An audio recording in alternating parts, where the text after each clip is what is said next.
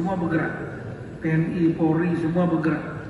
Menteri Dalam Negeri Tito Karnavian menegaskan perlakuan dan respons pemerintah pusat terkait banjir dan longsor Sumatera sudah setara dengan penanganan bencana skala nasional pada 1 Desember 2025.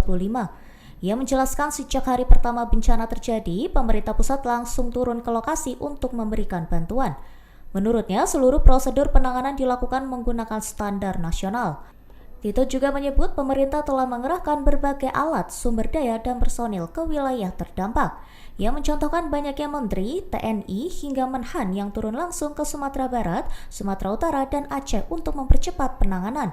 Bagi Tito, hal terpenting dalam situasi darurat adalah tindakan nyata di lapangan. Meski begitu, ia mengakui bahwa penetapan status bencana nasional. Download Tribun X sekarang, menghadirkan lokal menjadi Indonesia.